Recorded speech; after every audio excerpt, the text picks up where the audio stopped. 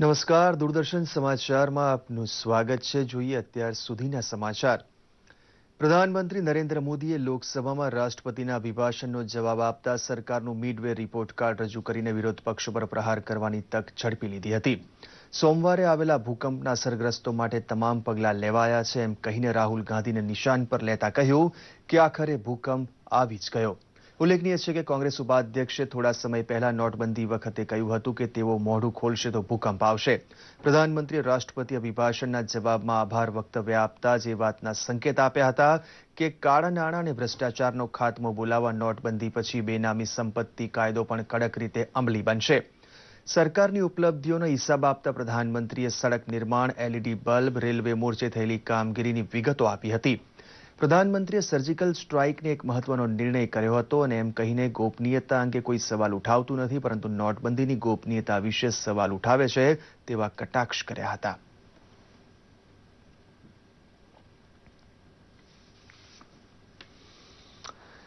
નવસારી જિલ્લાના ઉનાઈથી ગુજરાત ભાજપ દ્વારા આયોજિત આદિવાસી વિકાસ ગૌરવ યાત્રાનો પ્રારંભ કરાવવા માટે મુખ્યમંત્રી વિજય રૂપાણી સહિત પક્ષના વરિષ્ઠ આગેવાન હાજર રહ્યા હતા. આદ્યશક્તિ માતાજી જ્યાં બિરાજમાન છે તેવા બે તીર્થ સ્થળ ઉનાઈ અને અંબાજીને જોડતી 10 દિવસની યાત્રામાં ગરુડેશ્વર, પાવાગઢ અને ખેડબ્રહ્મા જેવા ધર્મસ્થળ વિશેષ પડાવ બનશે. પ્રદેશ પ્રમુખ જીતુભાઈ વાઘાણીના નેતૃત્વમાં શરૂ થયેલી આ યાત્રા 10 દિવસમાં 1427 કિલોમીટર કાપી આદિવાસી પંથકમાં ભાજપની વિચારધારાનો પ્રચાર કરશે. આદિવાસી વિકાસ ગૌરવ યાત્રાના પ્રવાસ માર્ગમાં 25 સ્થળે વિશાળ જાહેર સભા યોજવાનું આયોજન છે, તો અંબાજીમાં 18 ફેબ્રુઆરીએ યાત્રાનું સમાપન થાય તે કાર્યક્રમમાં પક્ષ પ્રમુખ અમિતભાઈ શાહ હાજર રહેવાના છે. આદિવાસી સંસ્કૃતિનું જતન કરવા સાથે તેમનું પછાતપણું શિક્ષણ અને રોજગારી વડે દૂર રાખવાનું વચન મુખ્યમંત્રીએ આ પ્રસંગે આપ્યું હતું. ગુજરાત ફોરેન્સિક સાયન્સ યુનિવર્સિટી, રક્ષા શક્તિ યુનિવર્સિટી અને ટેકનોલોજી યુનિવર્સિટીના સંયુક્ત ઉપક્રમે ગાંધીનગરમાં સાયબર સુરક્ષા ડેની ઉજવણી કાર્યક્રમ સંપન્ન થયો.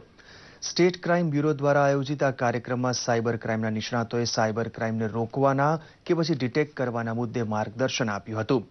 ડિજિટલાઇઝેશન અને મોબાઈલ પર બેંક ટ્રાન્ઝેક્શનના આજના યુગમાં સાયબર ક્રાઇમ વિશેની જાગૃતિ ખૂબ જ જરૂરી બની રહે છે.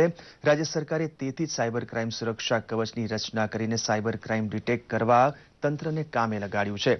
ગૃહ રાજ્યમંત્રી પ્રદીપસિંહ જાડેજાએ પણ સાયબર સુરક્ષા ડેની ઉજવણીમાં ભાગ લીધો હતો. સુરત જિલ્લામાં બારડોલી ખાતે 81 જેટલી સમરસ ગ્રામ પંચાયતોને 1 કરોડના ઇનામ અને વિકાસ કાર્યોની ગ્રાન્ટ પેટે 37 કરોડ 14 લાખ રૂપિયાના ચેક એનાયત કરવાનો કાર્યક્રમ યોજાઈ ગયો. સમરસ બનેલી 81 ગ્રામ પંચાયતમાં 11 જેટલા મહિલા સરપંચ હતા. વનમંત્રી ગણપતસિંહ વસાવાએ આ પ્રસંગે કહ્યું હતું કે પૈસા એક્ટનો અમલ શરૂ થતાં આદિવાસી વિસ્તારનો ઝડપથી વિકાસ થશે. મહિલા સરપંચની આગેવાનીમાં સમરસ બનેલી ગ્રામ પંચાયતને વધારાના 2 લાખ રૂપિયાની ગ્રાન્ટ આપવાની જાહેરાત અહીં જિલ્લા પંચાયત દ્વારા કરવામાં આવી હતી. વરસાદી પાણીનો સંગ્રહ કરવા માટેના રિચાર્જ કુવા 100 શાળામાં બાંધવાનો નિર્ણય જિલ્લા પંચાયતે જાહેર કર્યો હતો. દ્વારિકા ખાતે ગુજરાત બાળ અધિકાર સંરક્ષણ આયોગ દ્વારા બાળ સંરક્ષણ અને તે અંગેના કાયદાઓની સમજ આપતો કાર્યક્રમ યોજાઈ ગયો.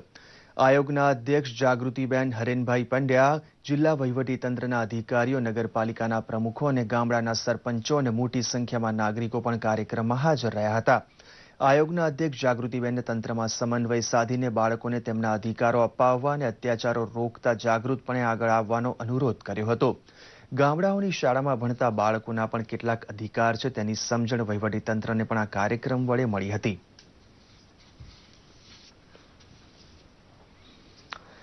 હિન્દી ભાષા સાહિત્યનો વિશ્વભરમાં પ્રચાર કરતી આંતરરાષ્ટ્રીય સંસ્થા વિશ્વ મૈત્રી સંઘ દ્વારા અમદાવાદ ખાતે હિન્દી સાહિત્ય સંમેલન યોજાઈ ગયું. સંમેલનમાં હિન્દી ભાષા સાથે સંકળાયેલા દેશભરના અગ્રણી સાહિત્યકારો, કવિઓ અને પત્રકારોએ ભાગ લઈ પોતાની સાહિત્ય કૃતિઓ રજૂ કરી હતી. આ પ્રસંગે વર્ષ દરમિયાન હિન્દી નાટક, સાહિત્ય, નવલકથાઓ વગેરે ક્ષેત્રે ઉત્કૃષ્ટ પ્રદાન કરનાર સાહિત્યકારોને સ્મૃતિચિહ્નો અને સન્માનપત્ર અર્પણ કરીને પ્રોત્સાહિત કરવામાં આવ્યા હતા. સંમેલનનો મુખ્ય ઉદ્દેશ્ય હિન્દી સાહિત્ય, ચિત્રકલા, સંગીત અને નાટ્ય ક્ષેત્રે મહિલાઓ દ્વારા અપાતા સવિશેષ યોગદાન પ્રોત્સાહિત કરવાનો છે, તેમ મંચના અધ્યક્ષ શ્રીમતી સંતોષ શ્રીવાસ્તવે જણાવ્યું હતું.